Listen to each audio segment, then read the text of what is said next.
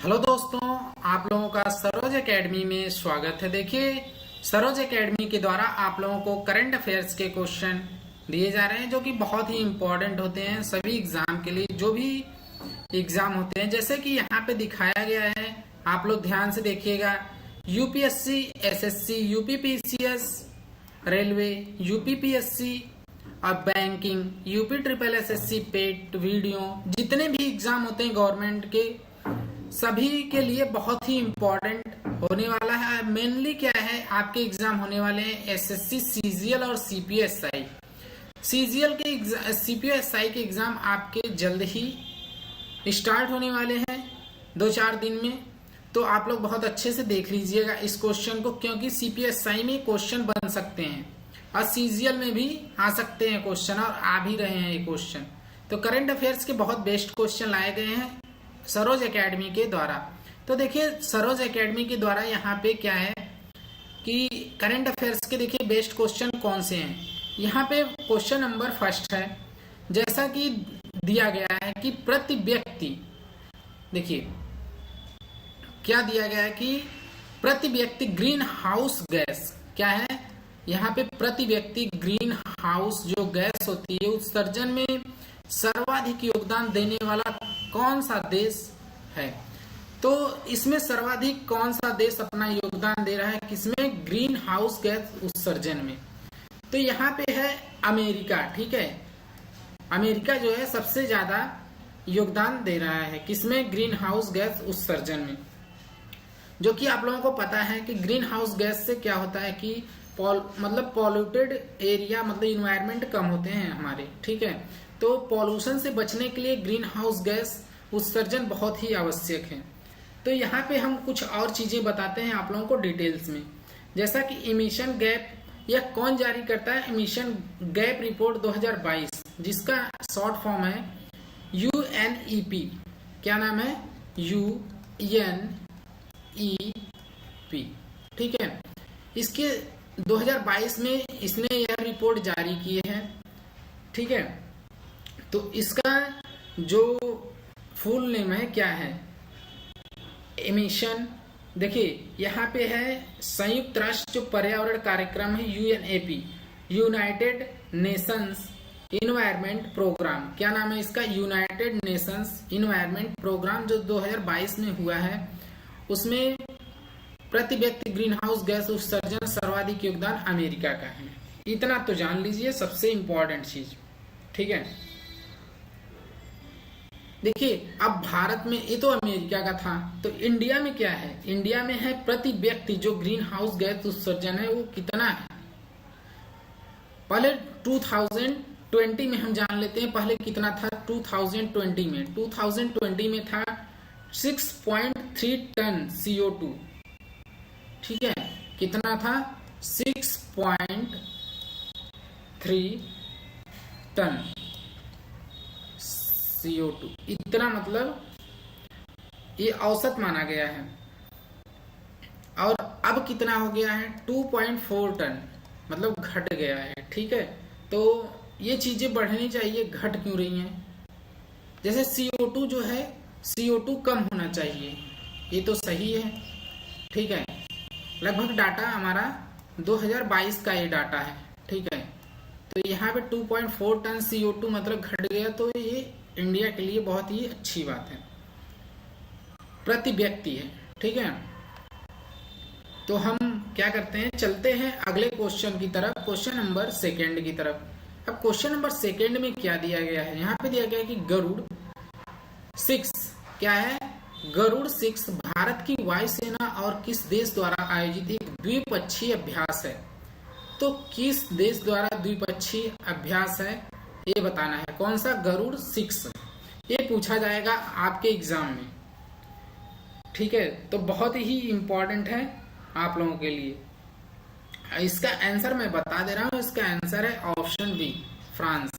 ठीक है, अब देखिएगा इसके डिटेल्स।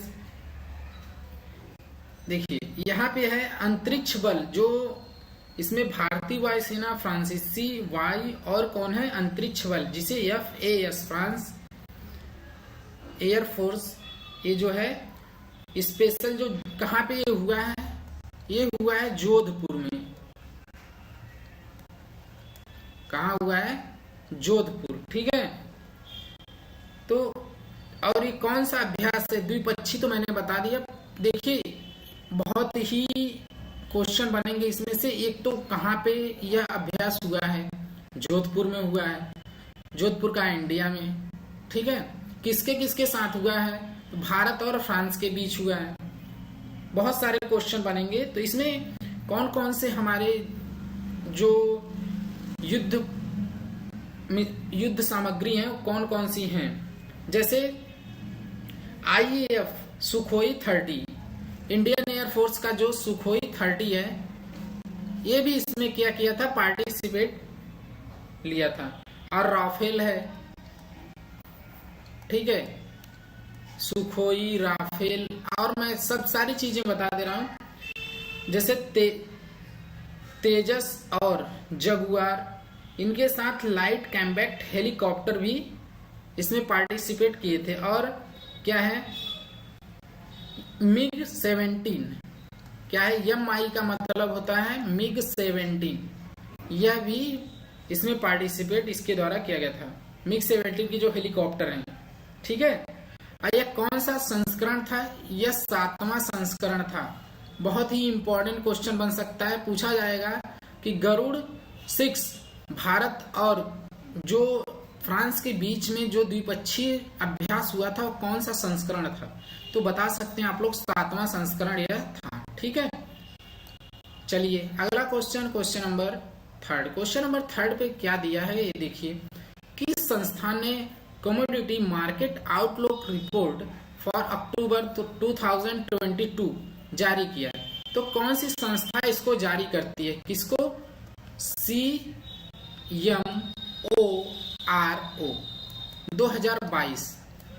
इस रिपोर्ट को कौन सी संस्था जारी की जाती, मतलब किस संस्था के द्वारा इसको जारी किया जाता है? देखिए, तो ये भी बहुत ही इंपॉर्टेंट है। यह आपका विश्व बैंक के द्वारा क्या किया जाता है? जारी किया जाता है। ठीक है, अब देखिए इसके बारे में कुछ और चीजें जो यहाँ पे बताया गया है कि आप लोगों को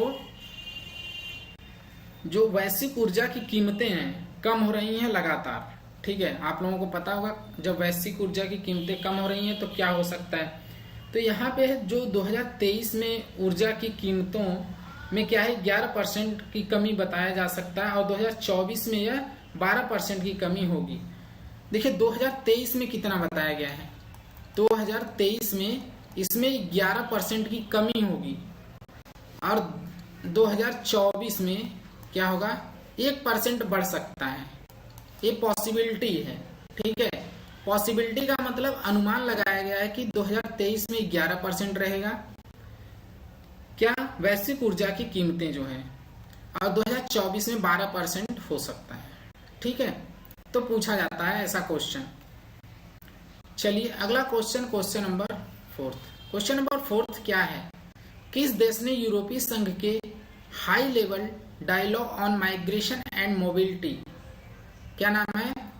high level dialogue on migration and mobility HLDMM की सह अध्यक्षता की है?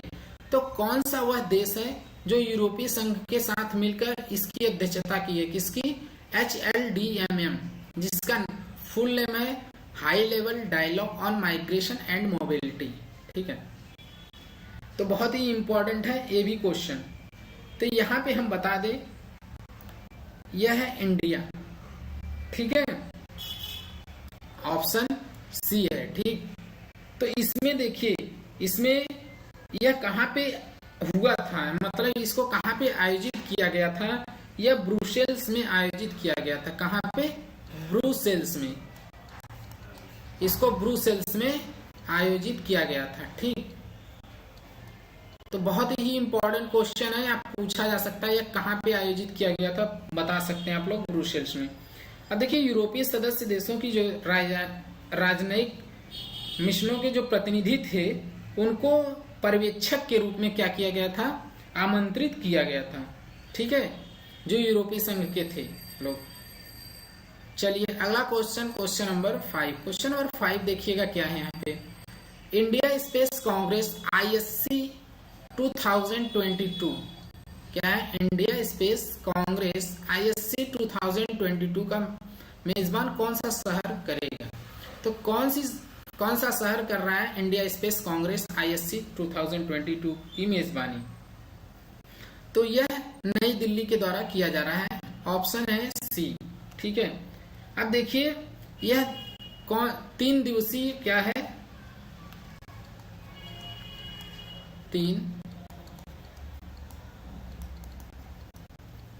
3 दिवसीय आयोजन है यह। ठीक है, और देखिए यह क्या होता है इसका, देखिए SIA इंडिया। ठीक है, तो ये भी है, मतलब यही है मेन, यही आयोजित करता है। SIA यहाँ पे लिखा है, SIA इंडिया। देखिए इसमें क्या है, हम कुछ चीजें और बता दे रहे हैं आप लोगों को। ISC का फुल फॉर्म क्या होता है, जैसे ये किसके द्वारा किया जाता है ये भी जान लीजिए, और थीम इसके क्या थे। ISC 2022 के leveraging space to louver next generation communication and business. क्या है इसका theme? Leveraging space to power next generation communication and business. देखिए इसमें कुल कितने, इसमें 30 देश के वक्ताओं ने भाग लिया था। 30 देश के वक्ता इसमें शामिल हुए थे। कितने? 30 कंट्री, 30 देश के वक्ता इसमें क्या किए थे, वक्ताओं ने पार्टिसिपेट किया था। अब देखिए इसमें इंडिया के क्या क्या हैं जो इंडिया के द्वारा समर्थन दिया गया था, कौन कौन से ऐसे क्षेत्र हैं जिससे इनको समर्थन मिला है। तो इनको मिला है इसरो के द्वारा, रक्षा मंत्रालय, NITI Aayog, new space India limited और दूरसंचार का समर्थन मिला है। कितने हैं? देखिए पहला है इसरो, दूसरा है रक्षा मंत्रालय, तीसरा है नीति आयोग, चौथा है न्यू स्पेस इंडिया लिमिटेड और पांचवा है दूरसंचार। ठीक है, इन सबका इनको समर्थन मिला है। चलिए नेक्स्ट क्वेश्चन की तरफ, क्वेश्चन नंबर 6। क्वेश्चन नंबर 6 क्या है, यहाँ पे दिया गया कॉलिंस डिक्शनरी। ये कॉलिंस डिक्शनरी है। ठीक है, कॉलिंस डिक्शनरी द्वारा वर्ड ऑफ द ईयर 2022। देखिए एक होता है वर्ड ऑफ ईयर होता है, जिसमें कॉलिंस डिक्शनरी में वर्ड जो है इसमें किस शब्द को चुना गया है, किसमें कॉलिंस डिक्शनरी में वर्ड ऑफ द ईयर किस शब्द को चुना गया है। तो बहुत ही इंपॉर्टेंट ये क्वेश्चन आप लोग 5 स्टार कर लीजिए। इसमें ये क्वेश्चन आप लोगों के एग्जाम में आने वाला है। ठीक है, 5 स्टार मार्क कर लीजिएगा, क्योंकि ये क्वेश्चन आपके एग्जाम में मतलब 101% आ सकता है। ठीक है, इसलिए मैं बोल रहा हूं आप लोगों को बहुत प्रेशर देकर।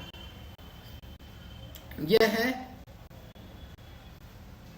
परमाक्राइसिस जो है यह है ऑप्शन बी, PER। देखिए PER यहाँ पे PER MACRISIS परमाक्राइसिस। यह इसको क्या चुना गया, वर्ड ऑफ द ईयर 2022। ठीक है, तो बहुत ही इंपॉर्टेंट है। देखिए इसके बारे में हम कुछ बता दे रहे हैं, इसका उपयोग पहली बार कब हुआ था? 1970 ईस्वी में। क्यों हुआ था? शैक्षणिक संदर्भों में। किसमें हुआ था? शैक्षणिक संदर्भों के रूप में। ठीक है, शैक्षणिक संदर्भ के रूप में 1970 ईस्वी में इस वर्ड का उपयोग किया गया था। अब देखिए यह क्या है, जैसे कॉलिंस डिक्शनरी द्वारा क्या किया गया, 2022 का शब्द नामित किया गया किसको? परमाक्राइसिस को।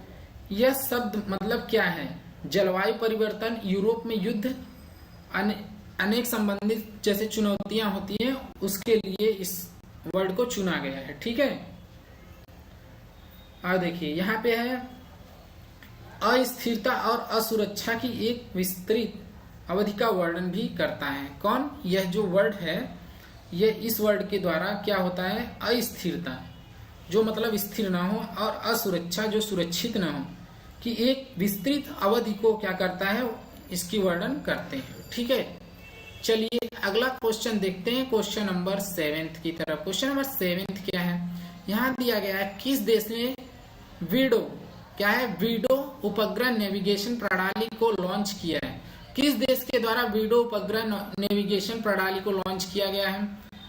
तो आप लोगों को बता दें, इसका आंसर बनेगा ऑप्शन सी, चीन के द्वारा यह लॉन्च किया गया है। देखिए, और इसमें हम बता दें अमेरिका के global positioning system, global positioning system का मतलब क्या होता है? जीपीएस। देखिए, जीपीएस का फुल फॉर्म क्या होता है? Global positioning system. तो इसको क्या किया गया है, जो चीन के द्वारा वीडो जो उपग्रह नेविगेशन प्रणाली लॉन्च किया गया है, यह अमेरिका के क्या किया गया है, उसके विकल्प के रूप में नामित किया गया है। ठीक है, अमेरिका का जो नेविगेशन सिस्टम है उसके विकल्प के रूप में चीन ने एक अपना वीडो नामक एक उपग्रह नेविगेशन प्रणाली को लॉन्च किया है। ठीक है, चलिए next question, question number 8। Question number 8 क्या है, नवंबर 2022 तक किस देश ने दुनिया की सबसे लंबी यात्री ट्रेन लॉन्च की है? तो नवंबर 2022 तक क्या है, कौन सा ऐसा देश है जो दुनिया का सबसे लंबा यात्री ट्रेन लॉन्च किया है? तो यह है स्विट्जरलैंड, ऑप्शन ए। स्विट्जरलैंड के द्वारा क्या किया गया है, दुनिया का सबसे लंबा यात्री ट्रेन लॉन्च किया गया है। तो यहाँ पे देखिए इसमें क्या क्या है, इसमें 100 क्या है कोच हैं, यात्री कितना इसमें आ जाएंगे। देखिए पहले इसमें जान लीजिए कि इसमें सीटें कितनी हैं, 4550 सीटें हैं। कितना है, 4550 इतनी सीटें हैं। और लंबाई इस ट्रेन की कितनी है ये भी जान लीजिए, लंबाई कितनी है इस ट्रेन की, लंबाई है 100, देखिए 1910 मतलब 1910 मीटर इसकी लंबाई है। ठीक है, अब देखिए कौन सी कंपनी बनाई है इसको, यह है स्विस ट्रांसपोर्ट कंपनी रेहतियन रेलवे, जो कहाँ पे है, स्विट्जरलैंड में।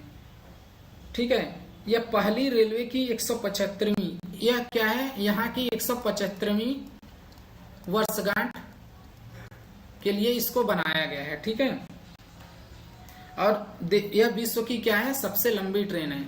तो मतलब यह एक अपने आप में रिकॉर्ड है। ठीक है, चलिए अगला question, question number 9। Question number 9 क्या है ये देखिएगा, यहाँ पे है नवंबर 2022 तक पृथ्वी से लॉन्च किया गया अब तक का सबसे शक्तिशाली रॉकेट कौन सा है? सबसे शक्तिशाली रॉकेट कौन सा है पृथ्वी से लॉन्च किया गया, जो नवंबर 2022 में लॉन्च किया गया है? देखिए इसके बारे में आप लोगों को पूरा डिटेल्स बताया जा चुका है। अगर आप लोग वो वीडियो देखे होंगे तो बहुत ही हेल्पफुल रहेगा यह। ठीक है, तो फॉल्कन हैवी जो है पृथ्वी से लॉन्च किया गया सबसे शक्तिशाली रॉकेट है।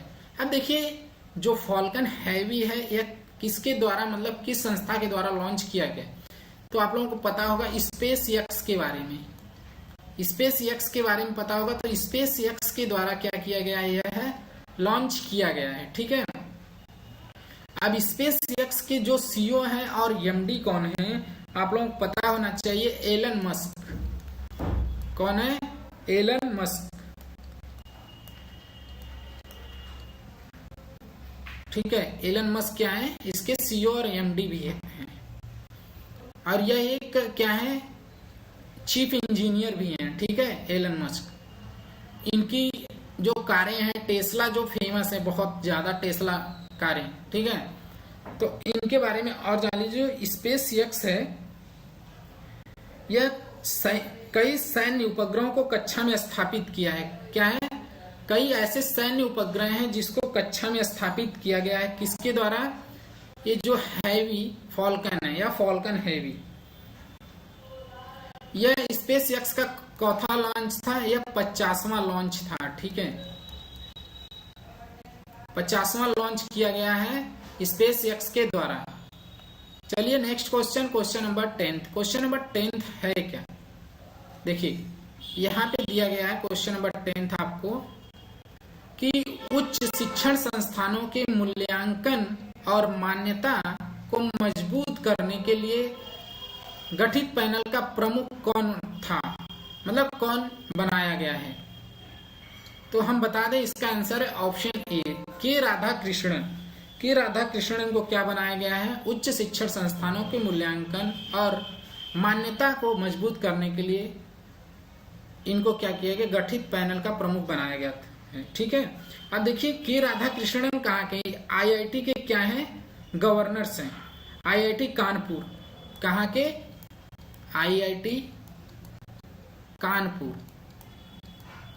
ठीक है, आईआईटी कानपुर के क्या है, गवर्नर्स। तो देखिए ये चीजें आप लोगों को पता होनी चाहिए, ये बहुत ही इंपॉर्टेंट है यहाँ के। ठीक है, तो इनको क्या बनाया, आईआईटी काउंसिल के अस्थाई समिति के अध्यक्ष भी हैं। क्या है, अस्थाई समिति के अध्यक्ष। ठीक है, तो ये बहुत ही इंपॉर्टेंट क्वेश्चन है। तो आप लोगों के लिए देखिए चैनल को क्या करिए, सब्सक्राइब और शेयर करते रहिए। हम मिलते हैं नेक्स्ट वीडियो में ऐसे ही क्वेश्चनों के साथ और ऐसे ही बेस्ट करंट अफेयर्स के साथ। Thank you.